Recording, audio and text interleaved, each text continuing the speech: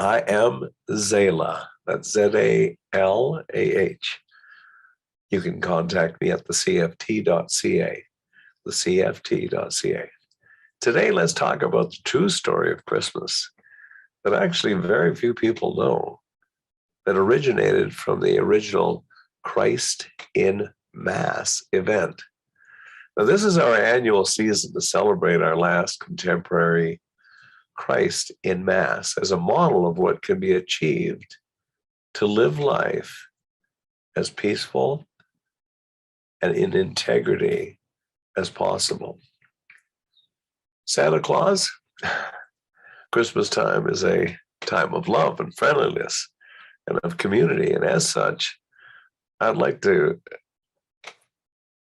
us all to make a commitment this season in the spirit of Christmas to set out the intention of getting out of the house and saying hello to neighbors, and even go so far as maybe to visit a few people beyond your neighborhood, maybe in an old folks' home. Greet them with warmth and season's greetings. That's just a suggestion. Now let's start. Here are some different perceptions on Christmas for your contemplation.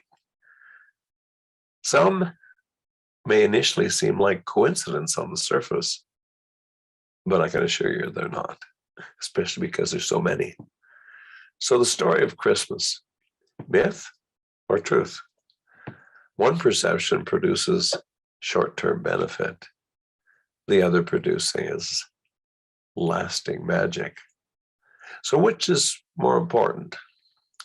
Lies that invoke happiness, or a truth or two that causes disappointment, maybe even trauma? Food for thought. I do a separate presentation on the Santa Bridge. How do we cross this as parents? How do we cross this bridge with children who ask the obvious question? Is Santa real? Tough call at that point. I do a separate presentation on crossing that bridge, and you can find it at the CFT.ca. I assure you, it is magic. It really is. The truth, it often gets buried in life, and especially in society, but it doesn't die. Right. So this living Christmas story is a living proof of that. And again, this story is going to have a lot of coincidence. Let's talk about coincidence. What's a coincidence? I'll tell you, it's not serendipity. Let's just take a big sheet of plywood, and I cut a great big V out of it with a power saw. I put it over there for 5 minutes. Then I go over and get it, and I put it back in where I just cut it out. And I'd say, look at that, it fits perfectly. And you're going to say, is there something wrong with you? Of course it fits perfectly. You just cut it out of there. And I would say, you know why it fits? Is because my point is that the angles coincide. Coincident, the word coincidence comes from coincide. And most people have lost that. They think coincidence has to do with happenstance, with serendipity. Well, that's not exactly correct. When something coincides, it fits perfectly. That's right, because the angles coincide. And if things fit perfectly, chances are excellent they're the truth. So I hope you see a lot of coincides in this story. Way too many to discount. Because I don't believe that there are coincidences in life. I think there's only timely exposure. You're led to the things that you need to know about the time that you need to know them, especially if you were wondering or asking. All of that is courtesy of your oversoul, the divine. So where did the myth of St. Nicholas come from? Right. Perhaps the myth had something to do with St. Nicholas. Could he have been a master that was seen in more than one place, at more than one time or just a little overlapping? Well, might I suggest that you do your own research on St. Nicholas? He was very real. And this is where the first Christmas started. And it was after Christ had left, quite a bit after. St. Nicholas is the one who actually started Christmas by a celebration of Christ and of giving. He was notorious for giving. Now, how could St. Nicholas have known what children would really want and then deliver? How? That's interesting. Could it be that a master can expand time via presence? Can you imagine 1 second could expand into perhaps an hour through the magical presence? Could you imagine that 1 minute could expand perhaps into 60 hours? Could you imagine 1 day perhaps turning into a year, all with the conscious use, intentionally expanding the magical presence? Right. Could you imagine all of what could be done around the world on Christmas Eve? Just to think, this process, like every other process in life, starts off with a thought. That's right, a thought. It's how everything begins, is with a thought. So people need to be reminded of this, about consciousness and about presence. And what's important really in life, especially to reflect on at this specific time of year. But for many, Christmas nowadays is about money. It's about being busy. It's about the busyness of life, the business of life. Do you realize the true meaning of wealth is not how many assets one owns, along with cash in the bank, but it's in how few one's needs really are? That's right, how few one's needs. Now, consciousness is the actual true wealth of life because it produces presence, right? And presence produces more wealth, true wealth, how few your needs are. Two halves of the tire. Now, we're not talking the presents that are gift wrapped. No, this is something, this type of presence you can take with you. This type of presence is true wealth. It surpasses death. Right. The physical kind of wealth is temporary. And as a human race, we need to be conscious, very conscious of the value of our life in this incarnation. And especially very, very present at this time of year. If you're present to spirit. You understand the wealth of spirit. Everything comes from spirit and it's going to return to spirit. Look around your room, your house, look at the people in your life. Everything comes from spirit and it's going to return to spirit. It's a matter of you realizing how precious your life is. It's a matter of it's a matter of you realizing how precious that you have these people in your life right now. They're on your stage. How many of these people will be here next year this time? Will there be 1, 2, or more gone? What did you wish to say to them? What? Like, I love you, I forgive you, let's go to lunch, let's do something special. Exactly. Those are the traits of love and presence. You see, presence is a bed partner with peace. And presence and peace are a bedfellow with love. And I say God is love. I say you can interchange the word God with love. So if we take a deeper look at this high holiday, if we go all the way back to the original intent of Christmas, what was it really about? Well, it was about sacred presence.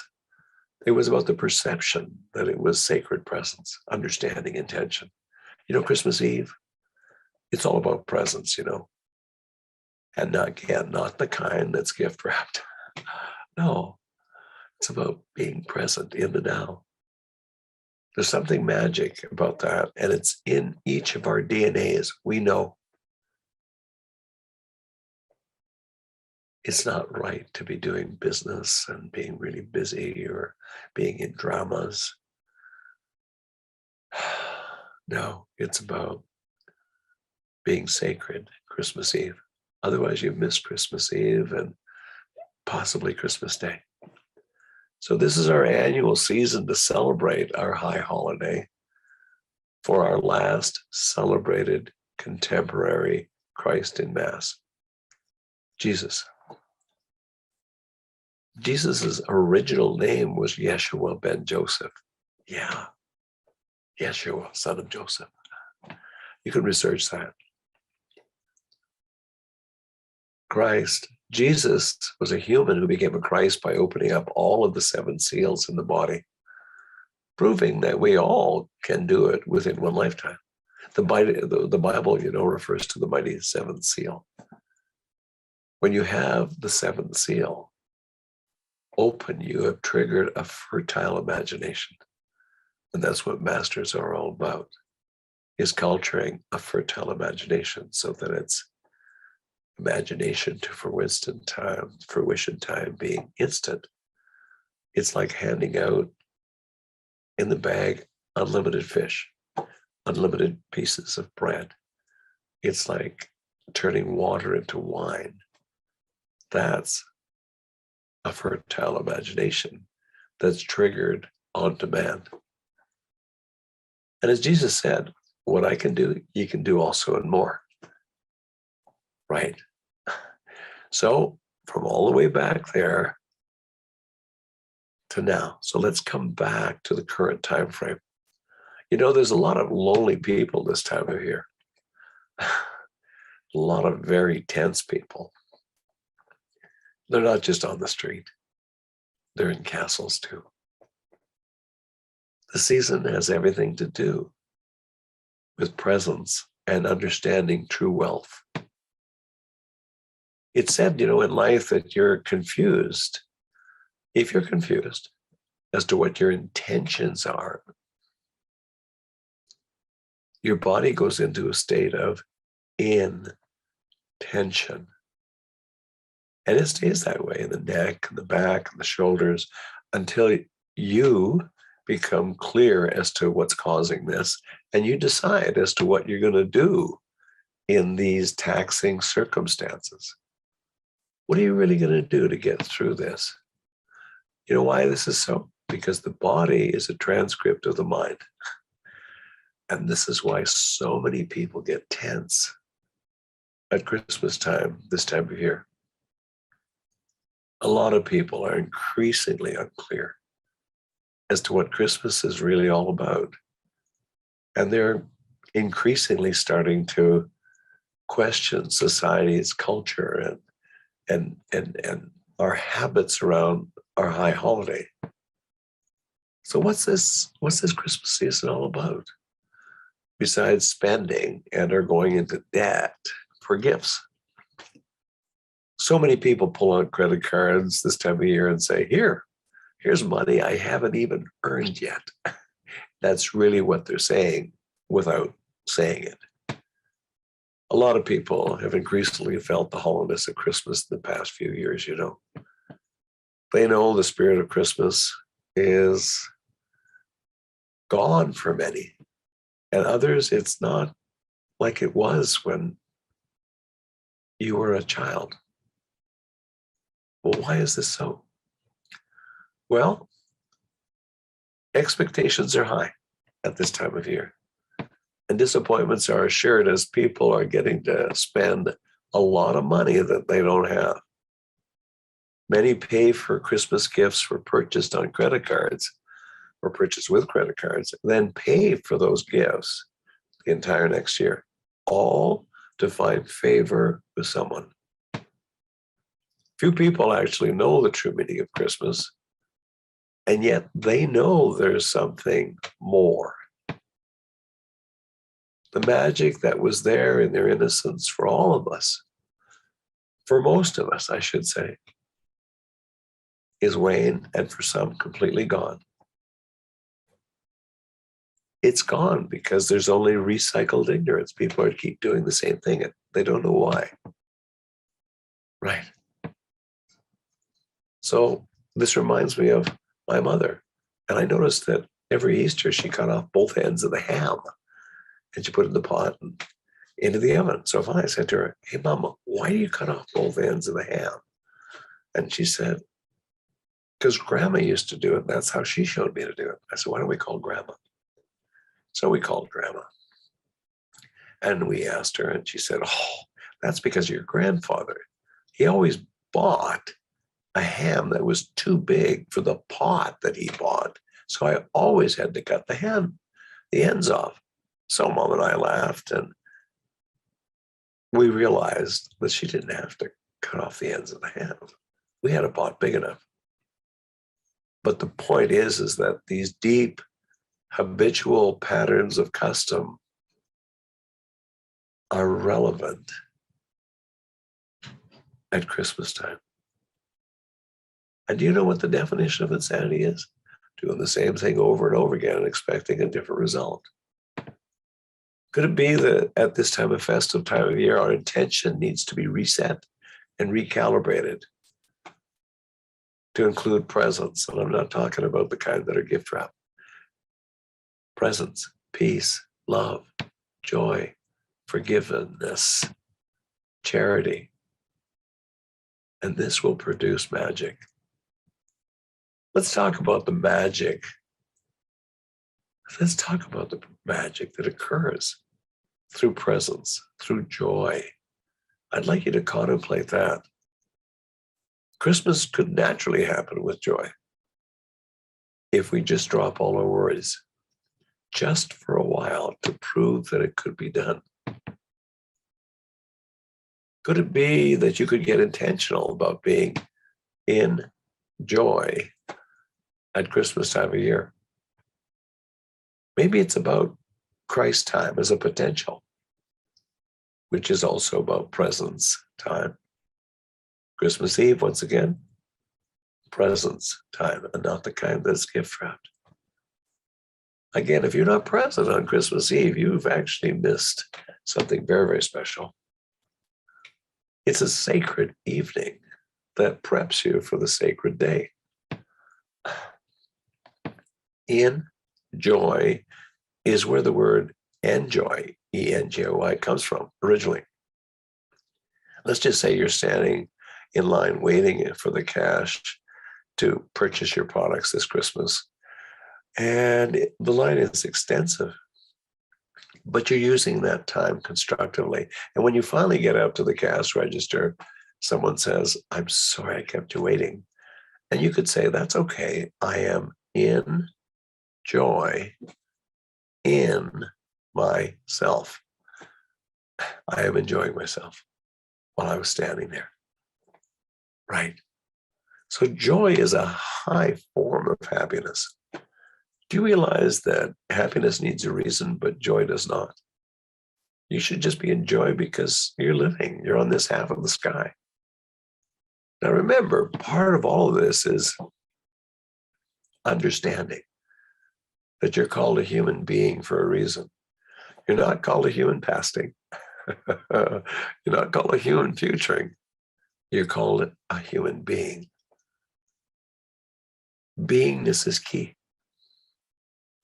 What if I told you love? The best definition of love that I could give you is love is the beingness of all things. Right. So why don't you just think about practice being more this season? 'Tis the season, you know. right? But you must decide to just be. Very, very famous quote. To be or not to be? That is the question. Can you practice being and just being present and looking at everything around you as if you're no longer on this half of the sky, but you're looking at it now because you're gone? What could you be in gratitude for around your home? The people that you have around you are on rent for a little while. Everything we have here in physical form is on rent, even if you own it. Even if you own the house, the car, the boat, the cottage, you only have it on rent, even though you have title to it. We all have each other on rent, we're all walking each other home. You are alive.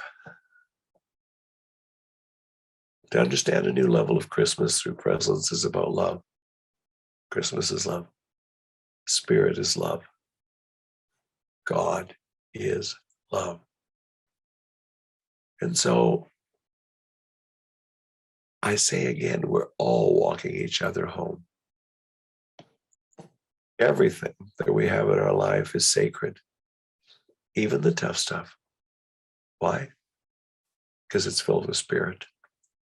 If it's in physical matter, there's a difference between the center of the atom and where the electron is, the orbit, What's in between the sun and the planet that we live on? That space. What if I told you space is love?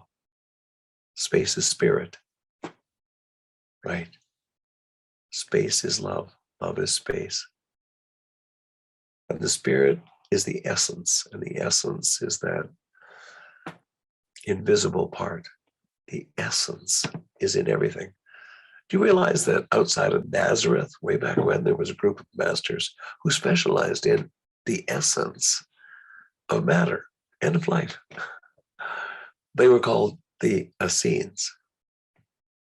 Essence, Essenes. And this group of masters, eventually they merged with the village of Nazareth, and then they were called the Nazarenes. Yeah. This was the origin of the church of the Nazarenes. Yeah. Jesus was from Nazareth.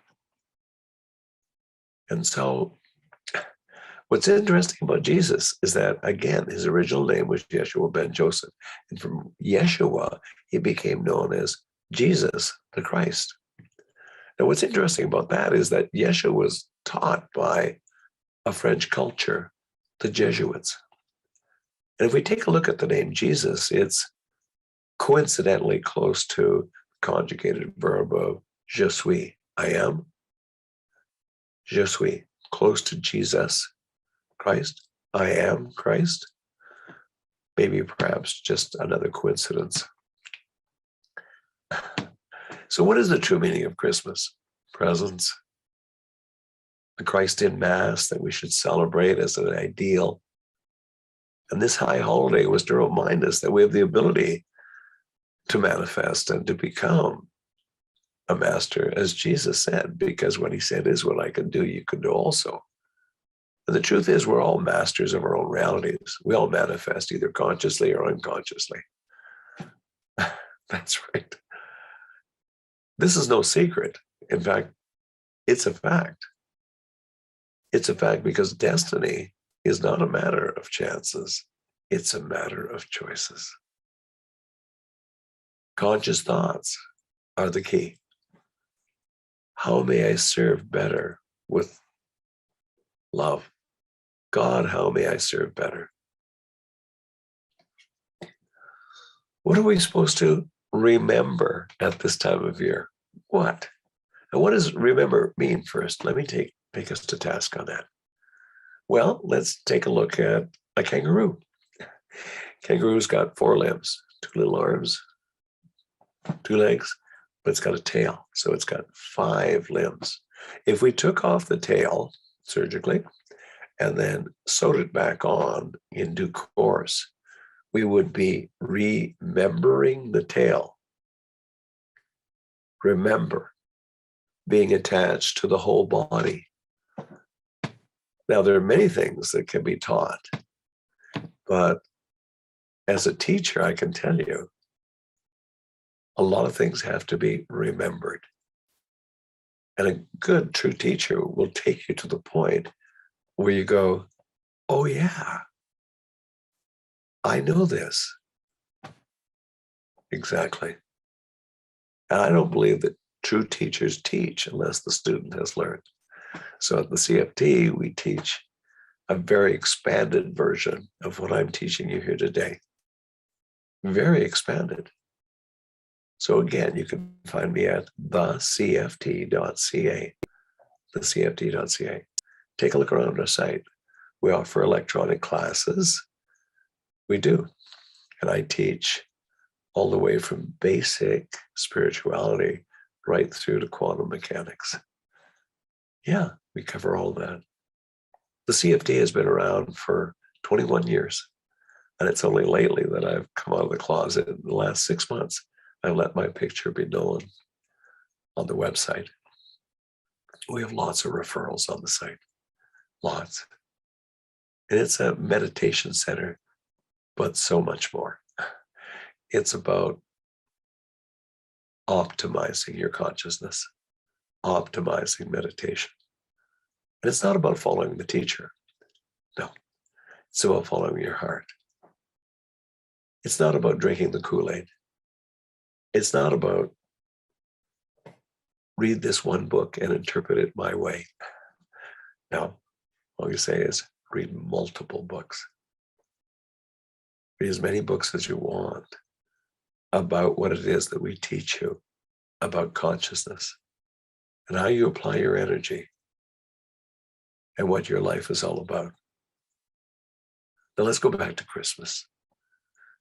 People nowadays, they're imitators of actions of traditions past. And that's why I called it previously recycled ignorance. And what's happening in this teaching is an outline between attention and intention. Hopefully I've got your attention, which means focus. In the military, if a senior officer stands up and yells attention because a more senior officer comes in the room, everybody stands up and eyes straight ahead, and it's about focus. So attention is about focus, but intention is about something very different. It's about transformation. Transformation.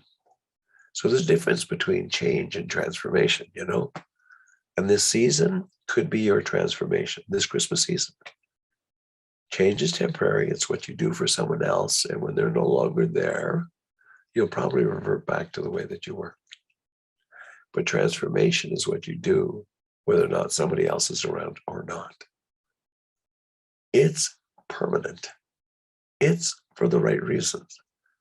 It's irreversible transformation. The cocoon to the butterfly. Yeah. So transformation is really what Christmas season is all about. It's about reviewing your life. It's about thinking about a new year coming around. How will you transform what it is that you came up against this year? Yeah. A lot of people don't have any specific intentions because they're not asking why. A lot of people are asking why though.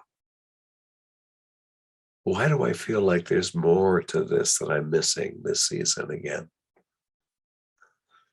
Is it all about buying gifts and making others happy? Well, no, there's more to it than that. And that's what the center is all about. You've got to be asking why. Why are you listening to this? Why does every day end in a why? Because we're supposed to be asking why. Why am I here on this planet? Why do I do what I do for a living? Why do I have this friend, that friend that's not really there? Why am I a friend to these people. Why? There's a reason why every day ends in a why. Because you're supposed to be learning. You're supposed to be getting the lessons of life. And could it be that the lessons of life are about love first, will second? All of life needs to be about love first, will second. And very few people know the true meaning or intent, again, of Christmas. Could it be that it's a recalibration time, a review and recalibration? Right. And because of this, the original intent of Christmas now needs to be known. This magic of understanding must be brought out at this time of evolution. Could it be that you're feeling this tsunami coming through the universe? Yeah, there's a tsunami of energy. It's called the quickening. The quickening magnifies where you're at. If you're into fear, guilt, and shame, it's magnified. If you're into worry, it's magnified. And I believe that worry is a prayer for what you don't want. Really. And so when you understand that it's an annual report card on your evolution, Christmas is, and the mechanics and the details of this are in a much bigger lesson that I teach at the CFT, much bigger, much more thorough. But there's only so much time today that I have with my host. Thank you, Neil. Thank you. And so what if I told you that there were reams of angels when this custom of Christmas first started out, and they were called Noels. Those angels were called Noels. But maybe they weren't spelled Noel. Maybe they were spelled KNOW-WELLS, Noels, as to how sacred this time of year was. Yeah, to celebrate an ideal that could be achieved, a Christ in Mass, and to consider doing a reset. That's what this season is truly remind us of, is to become a Christos, one who knows, to connect us to the whole, to remember, remember, the word remember. Christmas is also about true magic. Is there a difference between an illusionist and a magician? Oh, yes. True magic is the real deal. And the magic comes from childlike innocence. Right. So where is this magic of Christmas gone that we all experienced when we were a child? Where's it gone? Now, the magic in life is proportioned to the amount of innocence, love, and presence. True magic. That's it. Love and presence and innocence. These qualities create what I call now moments. What's a now moment? Well, if you look back on your life as a child, now moments are when you had no other thoughts other than any other thing that was going on in that very, very moment, which means that you accepted the situation for what it is and you offer no resistance, but you're really present in that moment. What if I told you that your evolution, your transformation is in your acceptance of what life is presenting to you? You must learn to honor it. Honor it. Again, now moments where you're really, really present. So I got to ask you, do you have any interest in putting the magic back in your life and others, especially children, this Christmas? Remember, you can't give what you don't have. So you have to know what I'm talking about in terms of now moments, presence. And you're going to have to load up on this intention to have the transformation so that there's magic around you this Christmas for your partners, for the children. Wouldn't that be great? So this all depends on your ability to be totally present with each person. Now, this is a very rare quality in a human. Now, this presence, it comes naturally to a child because of the brain waves that they're in. They're down there in Delta. I said a child, not a baby, but a child. So you have to get out of baby stage a little bit. Now moments, they're truly magical in life. Right. Look back on your childhood memories. And again, that magic, those moments of now moments, they were all when you were really present at that very moment. You had innocence, you had love. You had the ability to be a really big observer. You had a light heart. You had trust and you had peace. This magic is still within you. It's still within the child of you, believe it or not. Now, as you practice this, you're going to find you're going to increase your incidence of coincidence. Wouldn't this be great? Because I think that that's a forerunner to actually manifesting, where you just think about something and it comes to me. Just think about it and you get the answer. But in order to do that, you have to have a collaboration with the spirit, with your divine. Right.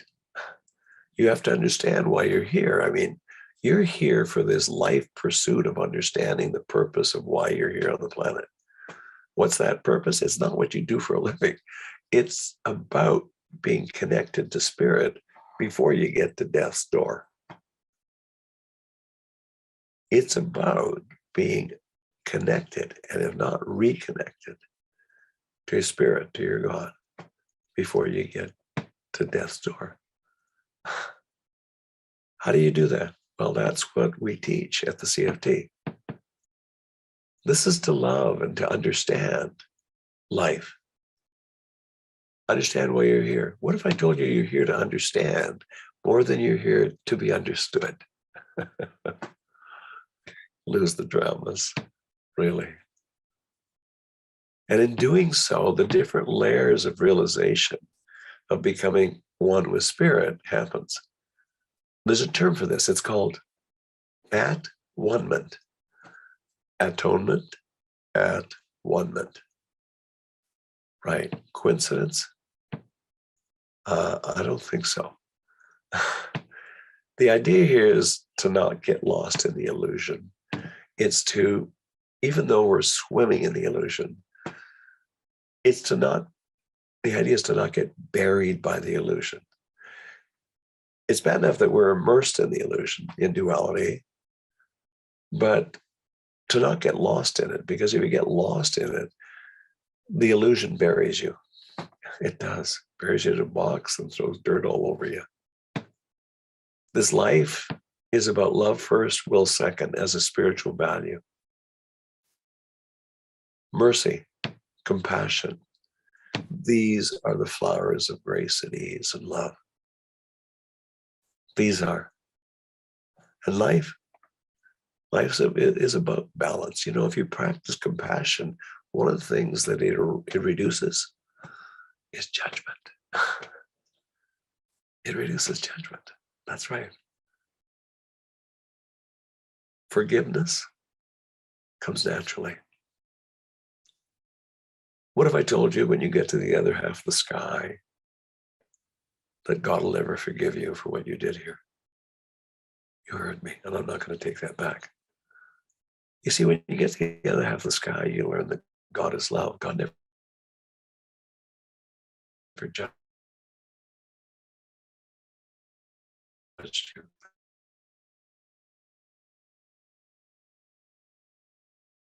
That's why there's nothing to forgive. And when I was taught that if God's God, I have compassion more and more and more compassion. As you have more and more compassion, it reduces judgment. And judgment is one of the greatest restrictors of evolution, I believe, of humanity. Forgive where you need to forgive what someone did. They were just doing what they thought they should do based on the consciousness that they had at the time. And in the end, like the other half of the sky, there's nothing to forgive. But if you can't grasp that, then listen to me, because your evolutionary ceiling is limited as long as you don't forgive. It's like the Buddha said, not forgiving someone is like hanging onto a hot coal and thinking the other person's going to burn. Rather foolish. The other dynamic about forgiveness is, do you realize in the history of the world that nobody has ever died from a snake bite? That's right. True. You see, if a lion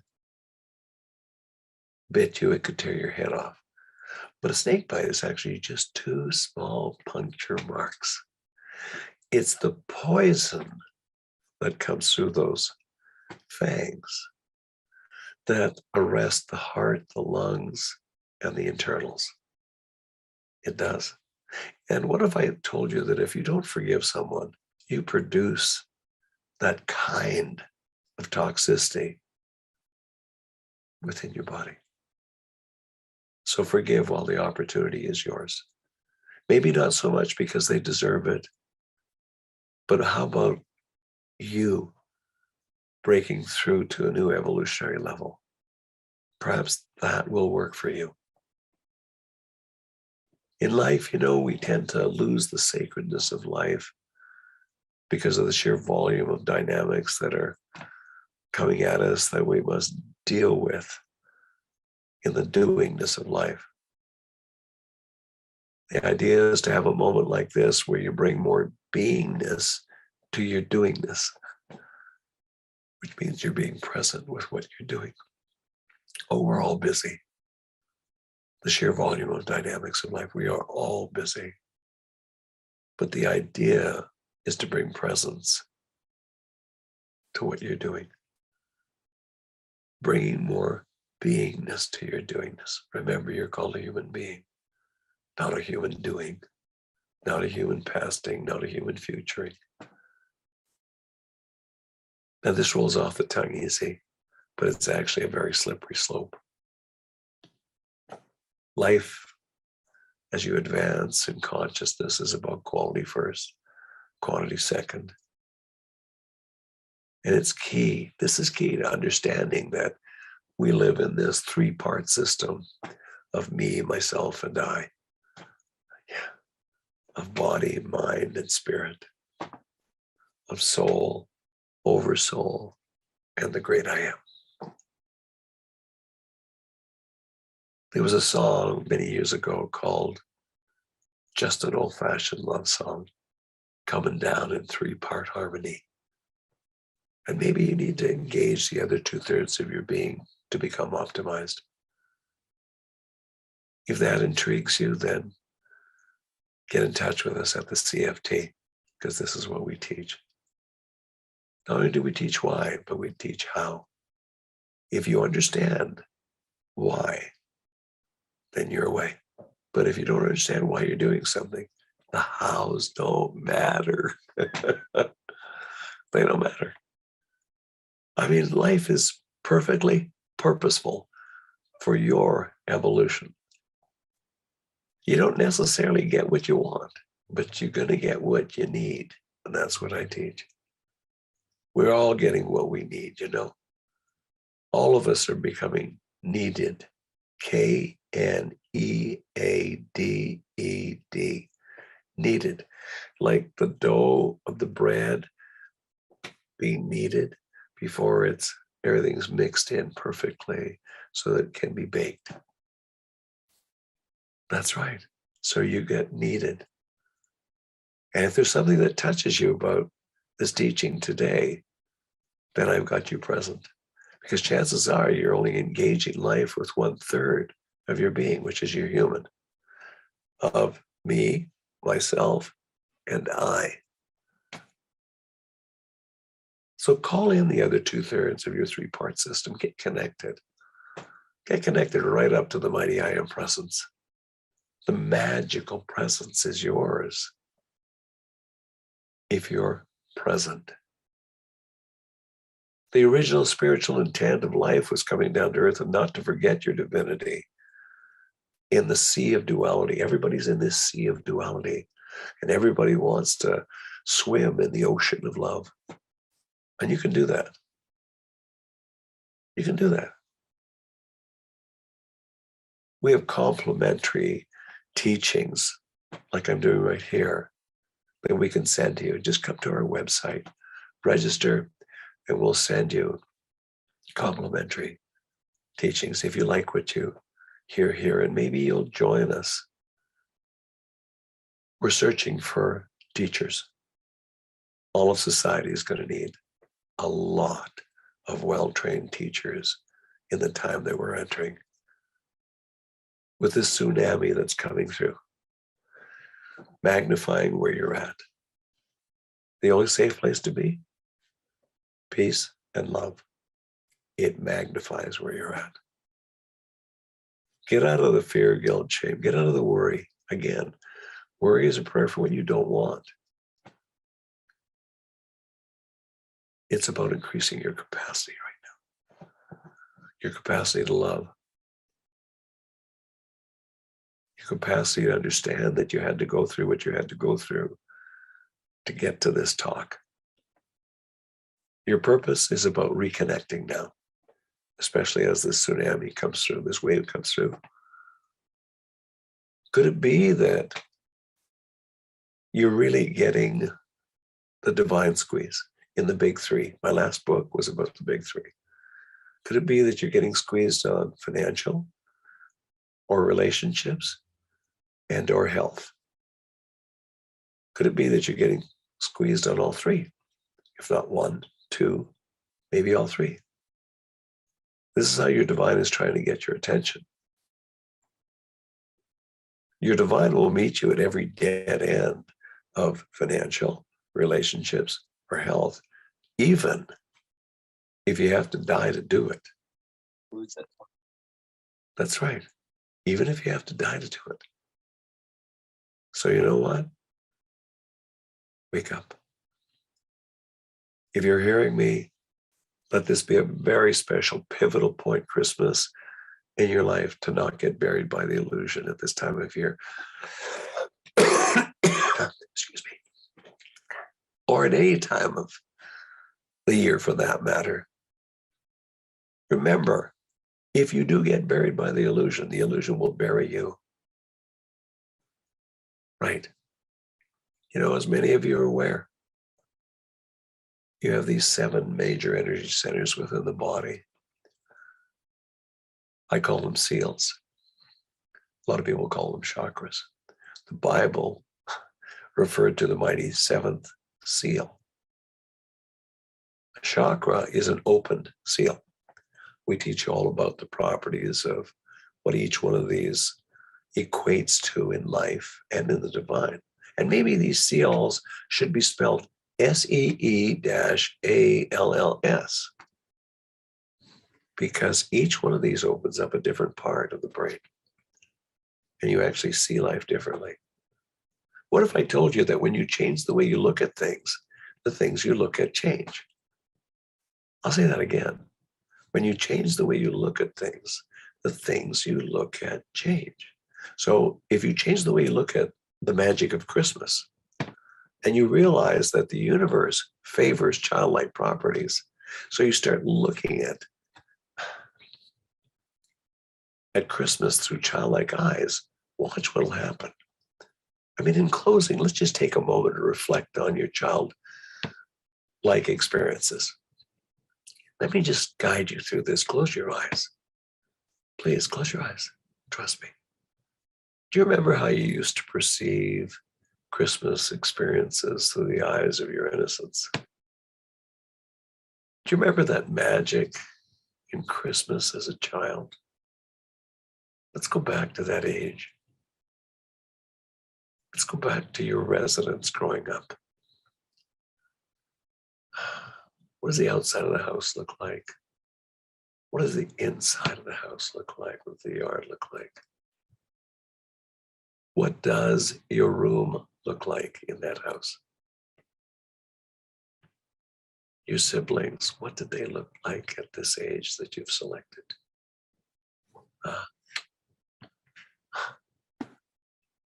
Can you imagine the love that was in your home for your mom and your dad? Do you remember that love? Do you remember how they used to be to you? Can you picture your mom and dad's eyes? Yes. Beautiful.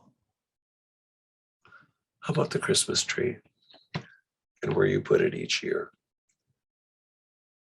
and how it was decorated? The lights, the bulbs, the decorations on the tree,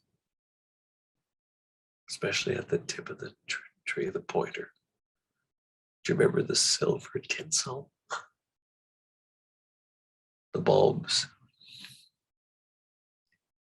Do you remember all the wrapped gifts at the bottom?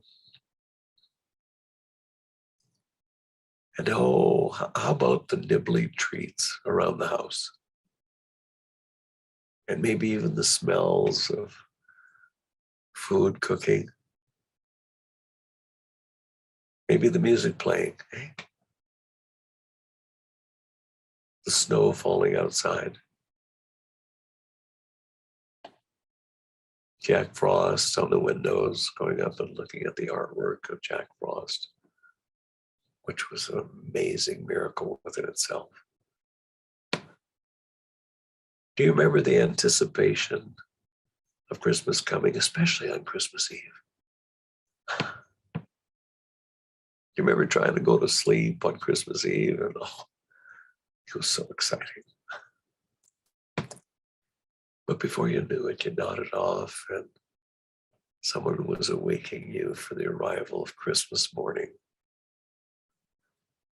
And the sounds coming out of your room. And then the gift opening Christmas morning. Yes. Do you remember the shrieks of surprise and moments of quiet thoughts and maybe tears of gratitude? Eh? Do you remember? And maybe later in the day or during the day, the clearing of all the wrapping and the boxes and cleaning up. And then going on to the Christmas Day events, whatever you had planned.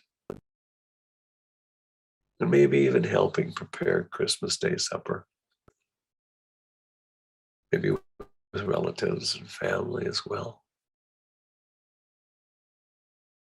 The innocence and magic, they really, really perceive life beautifully. They do. Spirit favors childlike properties. Spirit does. Love brings everything into assembly, in your life. It does. So gently come back. Open your eyes. Welcome back. Thank you for allowing me to take you on that journey. Christmas is a magical time of year, but we should make it a benchmark for the recalibration of our life and transformation, and decide that we're going to live and we're going to live. It doesn't matter how difficult things get out there or how complex or how confusing. Love brings everything into assembly. Love brings everything into assembly. How do we know that? It brought you and I into assembly. From seed and ovum to here. Love has infinite organizing powers. Don't worry, be happy. Love everybody that you've got on your stage this Christmas. Love them for who they are and who they are not. You get clarity through contrast, you know. You do. So it doesn't matter who they're not. You get clarity through contrast. Look for the good in every person, place, thing. Look for the love in it, and you'll find it within them because you're finding it within yourself. Remember, life is forgiving. 2 words. Life is also 1 word. Life is forgiving. I want to say thank you today for allowing me into your imagination, and hopefully I've sparked something within you. And if I have, it is my pleasure.